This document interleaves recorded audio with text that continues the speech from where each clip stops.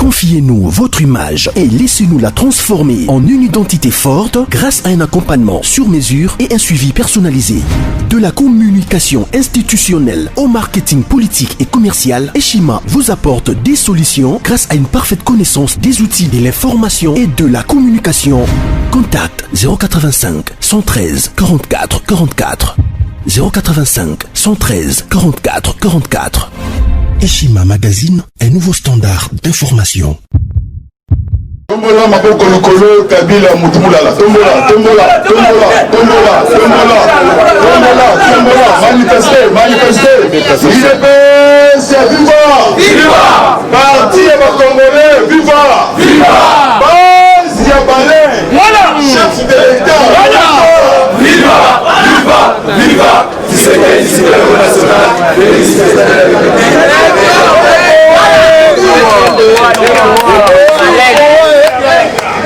Mwana mama, mais il y a un problème. Mwana mama, Mambo Masso, Belé, Chadari, porté, disparu. La tempête arrive. Actualité ça dominé. La consultation nationale. Voilà. Mon encore Yazaliko. Faut-il aligner? Faut-il béton? Faut-il solution? Faut-il que mon encolo? Alléluia. Amen.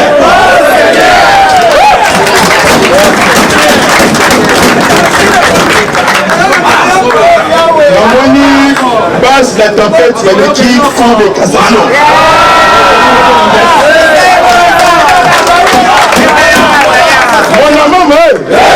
Mon maman,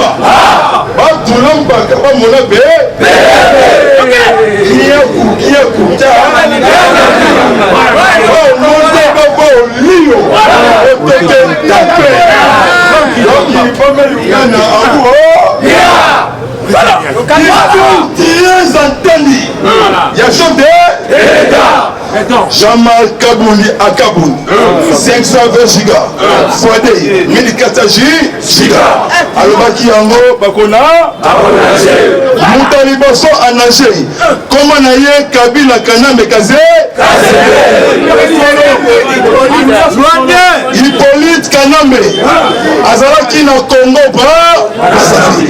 Sassou Nguesso, le vrai Sassou, Ayabissi, petit frère, Katissa Kichassa, coalition FCC Kashinama, Kaname, Azalaki na Tanganyika, Brazzaville, samedi, Ayen à Safari Beach, Amoni, député Moukei, source. 67 députés. La mère main de Nyamaya Solo avec la chemise XXL samedi attaqué elle.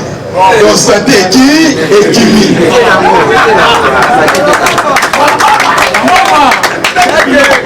Congolais, Congolaises, mobilisez-vous et prenez-vous en charge. Pour éliminer tous les tentatives. Molimo Yadia, pas de négociation et pas de dialogue. Au retour à déléminer chef de l'État à Kofouka Maté et Kozalato, Tota. Docteur Moukwete, à Komakilobi Dimash, Navili Yaki Tassa, à Kokuta Lelo, à Kokenelelo na Palais des Nations, va consulter. Et tant que moi na yambo papa na biso mwanda semi yepe samedi alobi ngai pe na kokende pe Fatima beton tango ba consulter papa mwanda semi alobi nazali na esengo to créer union sacrée papa kingu wakumwanza alobi yango bombi te alobi ayena image. Il y a 13 parlementaires. En tout cas, acclamé pour le tien d'amour.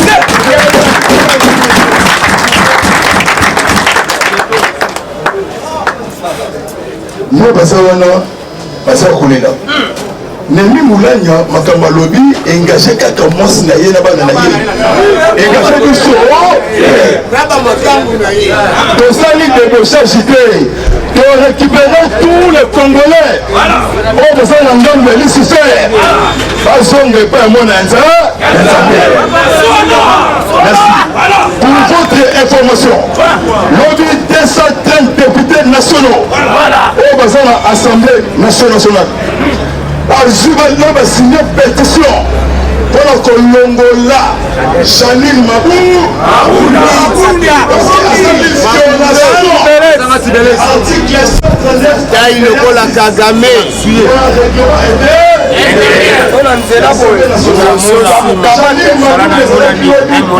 sans décès. Voilà.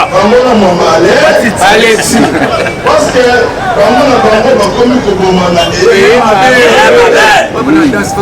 voilà. Nombre cotisé.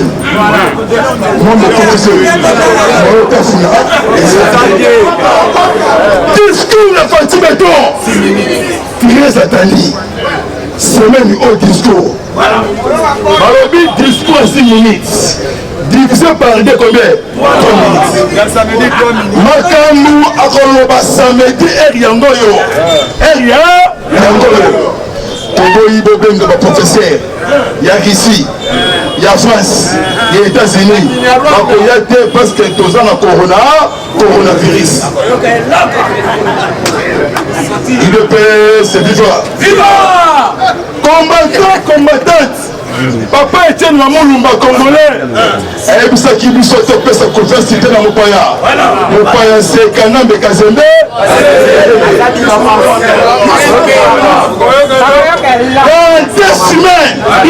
Dans 2 semaines, Bazo Kanga, président du Sénat, na Congo, Yatambo Mwamba Alexis. Na dossier, il y a madame appelée sénatrice Mchungo.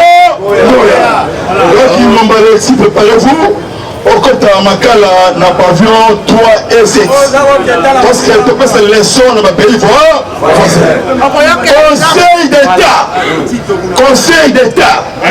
Conseil d'État, Baroutiko bloqué. Tous les Mongo, ouais, bimaka pour le fonctionnement de l'Assemblée nationale. Voilà. A bloqué Mbongwana.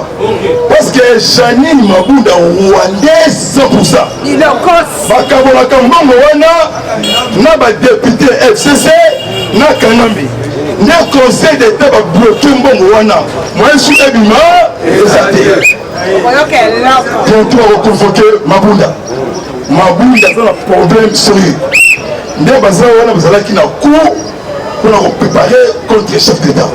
Les chefs d'État a petit bango politique moko o ezangisi bango bakolo moye batambola ezate mais les vœux ça sont Jésus alobi yango parce que lobby il est passé tu vois lobby balobi plusieurs chefs de l'État africain lobby a salué message na message va saluer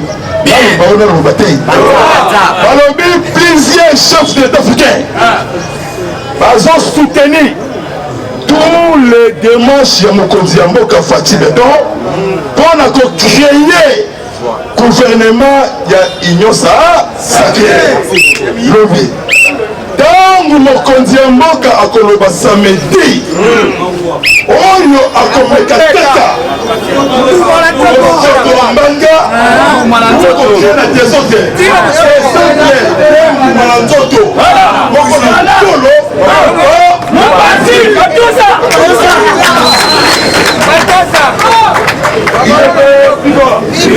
Dans la Fatih, un grand joke de l'Afrique. Il y a Sopakana juge de touche. Sopakana Libi, chef de l'État, à sa tessage, intelligent. À une consultation nationale. Malamoko, coopération militaire. Et le Bilini, Oyo a comme quelqu'un. After la manga. C'est simple. Moko na tolo, moko na ye vi abuo. Yokebo, mon maman. Et Tom aéroport na biso elonge na Ngalema ekomi na camp Kokolo. Première zone ya défense ekomi na Malu. Même le coup pembeni ya Kinga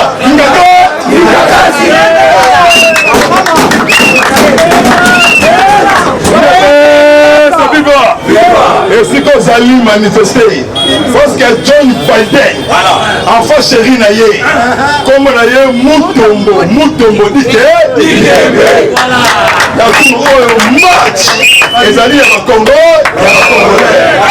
Kabila tanga histoire ya nzete Kabila na nzete likolo nyoka na samba mai na samba lion na ngandoma Moyakima pour votre information le maris américain déjà bataillon et comme qui n'a quitté sa jeudi et ça a mis cérémonie la présence il y a vice-défense militaire fort d'essai Sylvain Mouto donc on va déployer le maris américain balobi okako kosola na malende double parti pourquoi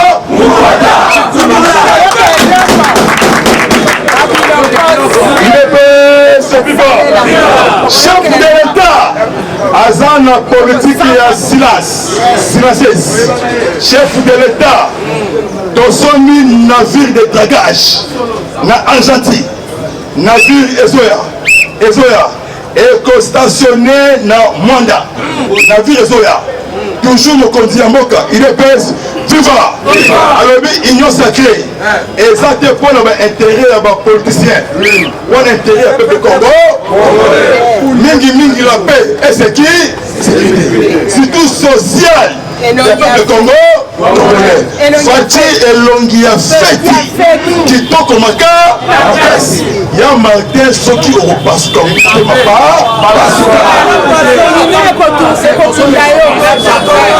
il est c'est vivant c'est allé Yalagoul bientôt arrêté avant il faut signer fiche il y a ODEP pour le paiement il y a des fonctionnaires Yagoul Sélé aux déjà ministre sortant Janine Mabunda et Mwambalexi vous allez sortant pour arrêter bon sa chef de l'État confiance premier ministre et co-signé par ordonnance na Mukonzambo discours wana ekokimisa Kabila akokima pourquoi parce que chef de l'État akoloba na qualité ya commandant sur système moto keba président États-Unis avant tika message asalaka événement donc bazana bakolela babimisaki 96 millions dollars américains pour financer l'élection de John Biden sous ses buts. Bongo gestion et ça n'a pas été parce que le chef de l'État Foumouya, voilà, Asina qui n'a individualité, Asina qui n'a département d'État, mais John Biden, moi na ya Tchango, moi na ya Tchango, lobby moi na Tchango lobby, lobby a coopéré, n'a pas président africain, lobby la paix, sécurité et développement. Combien sur l'Afrique? Sikoyo mwana ya Tchango John Biden ayaka awa na Kinshasa na Thomas Kerelo chez Etienne Mamulu Sikoyo akame baza biso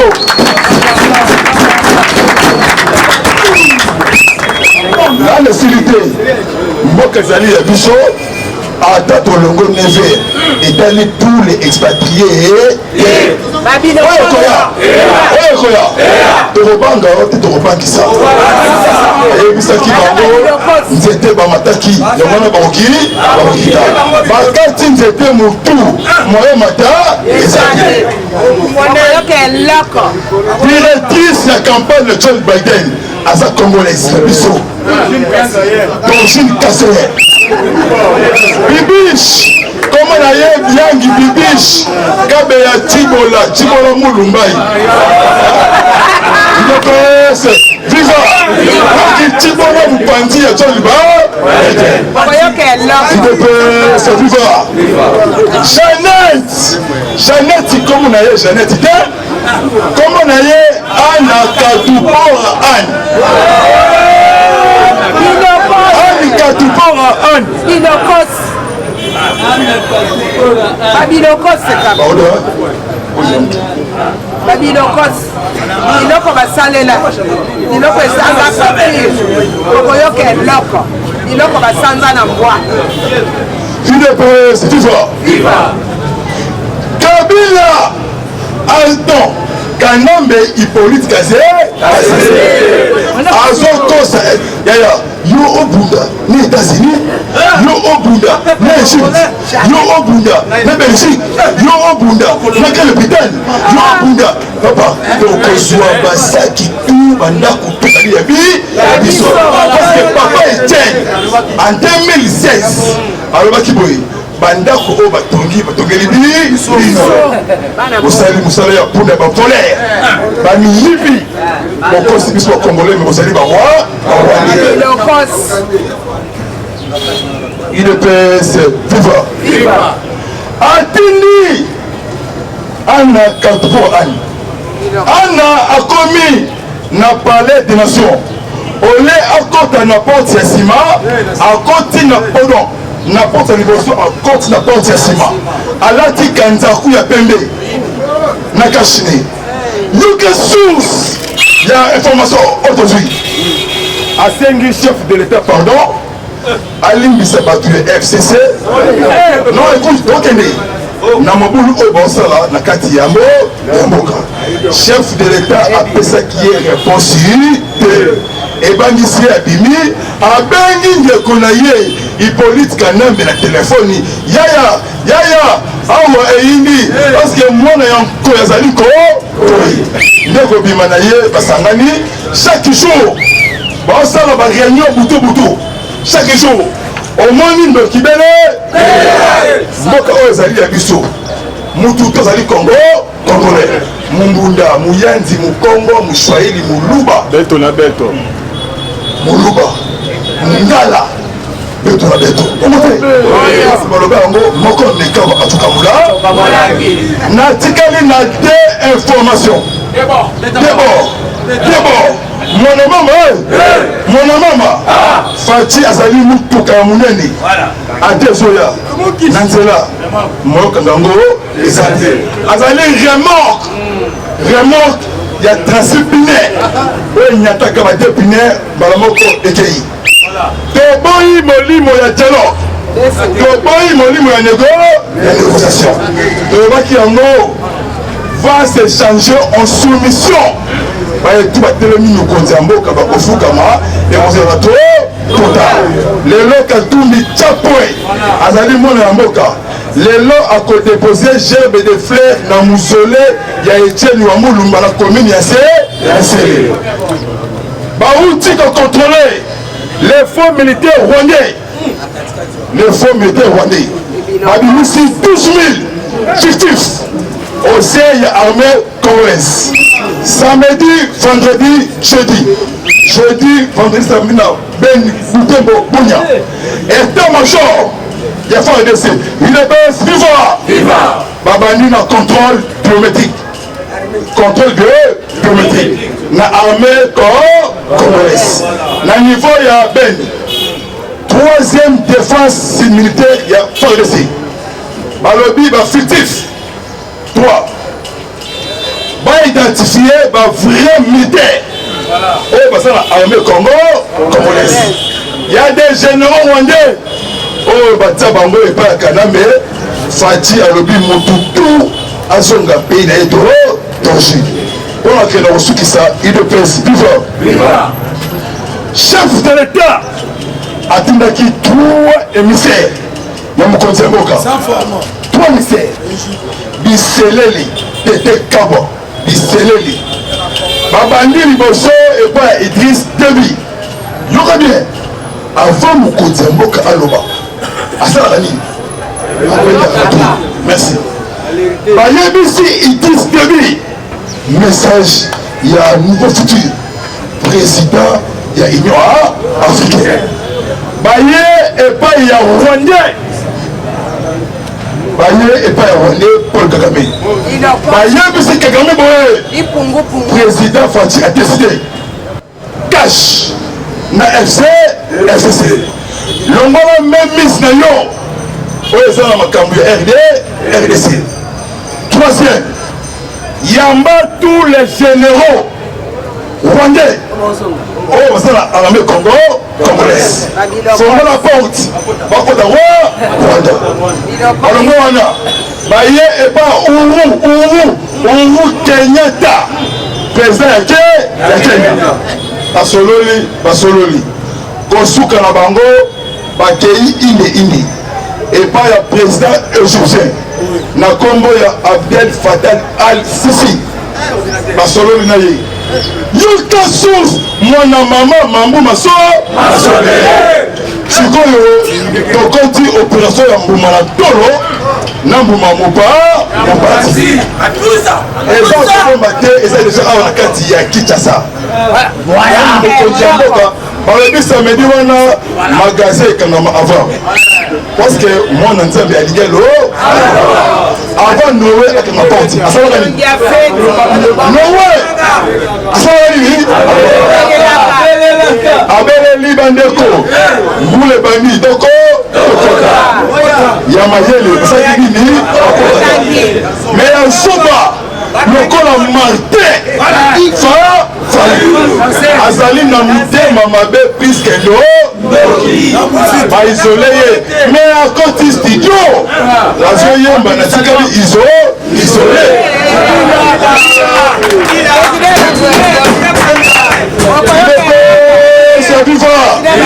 donc il ne baza wana on a ebisi bino boye mobilisez-vous et prenez-vous en charge Lumbe moté ok ezali ya biso tokobanga te moté tozali 80 millions d'habitants fois 3 ezali combien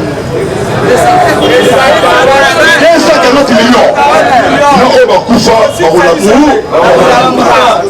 ntango mokonzi ya mboka na obandelanga pourkui nayi pourkui olobango biso toa banyama te toa bayuma te toa basi te toa mibali ndenge baninga Équateur kemi na mbandaka balobaka moko meka bacuka mula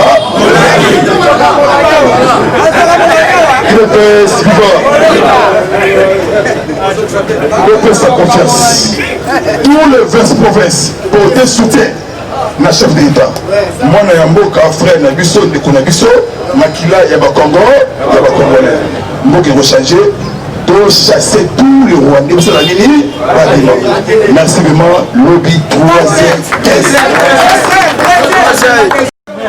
Momoko Molingo Union fait la force Mokongo Moluba Mouchouaïli Mungala Beto na Beto Koyoka Koyoka Bopé sa confiance la chef de l'État Fati Moka Changé Moka Konga Tozala Naba belle maison belle voiture Kadila Kolotate la Mouka coalition FCC Cash et Sate et Sili Tokenina Union sacrée pour sauver l'intérêt général de tous les Congolais. À ta Congolais à deux pays. Likoma, Butembo, Ituri, Beni, Vili, Kadutu, Ruzizi, Fizi, et ça la casse. L'insécurité et c'est la buisson. Parce qu'il y a beaucoup de kabilistes pour financer les groupes armés, pour créer des terreurs dans la carte Yamboka. Très bien, très bien. Vous avez déjà dénoncé la liste noire pour les gens on les a déjà à la table très bien. Nous vous avons une opération Moutunaye, nous avons rechargé. La jeune fille congolaise est développée, vous avez union fait la force, vous avez une distinction, vous avez un Mkondi, Yamboka, union sacrée viva, union sacrée pour Nangaï, pour Nayo, union sacrée pour les Congolais, tout, vous avez la province partout. Il y a Bandondo, Ebouenge, Eboué, Kikwiti, Massimanimba, Idofa, Feshi, en tout cas, Omoko, Olingo, Mbandaka, Gemina, Guatolite, Lisala, Kisangani, Sidou Bangi, union fait la force. Dans les Colombes, il y a Congo central, Songololo, Matadi Mwanda Boboma Union fait la force Mbanzangungu Lingoma Ezalabiso na mitema bana batatu bana bamba mu Dibumba Dibaya Chikapa Nganda Chika Kabeya Kamwanga Sumbula Chikapa commune ya Nganza 1 2 et 3 Kananga Bolingo vraiment na mitema na bosalite bandeko na biso ya quartier ya Ndesha toujours na Kasai Union fait la force information on a ceux qui na yango Chadari a bientôt arrêté parce que justice militaire ya Kananga na commune ya Nganza déjà va convoquer Chadari na Malembe akende ko présenter na Kananga sur 2 morts il y a des experts to ba kufa ki na Chimbulu na 2016 bazuye na identité ya na titre ya ancien ministre de l'intérieur et mona qui montre ya Mike Chapu ya kufa ki na Kasai na maboko ya Chadari. Merci vraiment, au revoir, à bientôt, ciao ciao Lobby, merci beaucoup.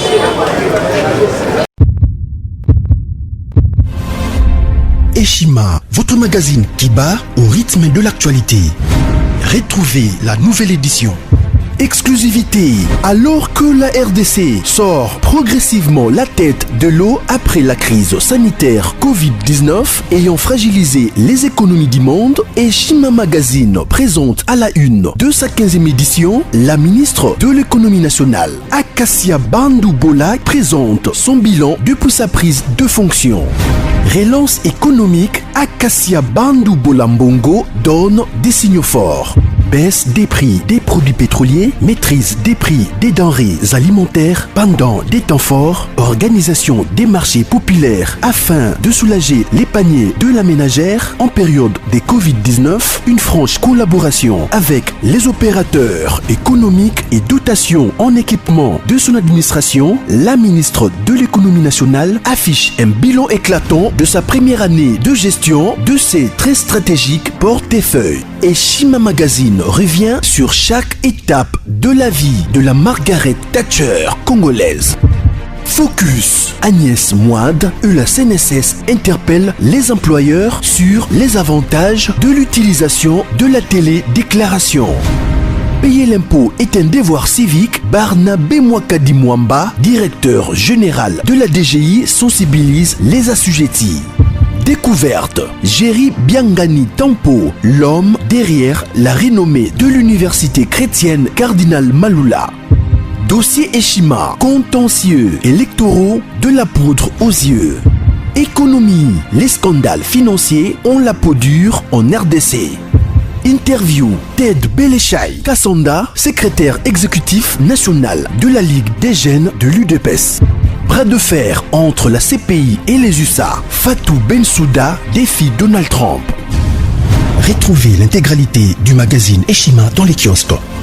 Eshima Magazine, un nouveau standard d'information.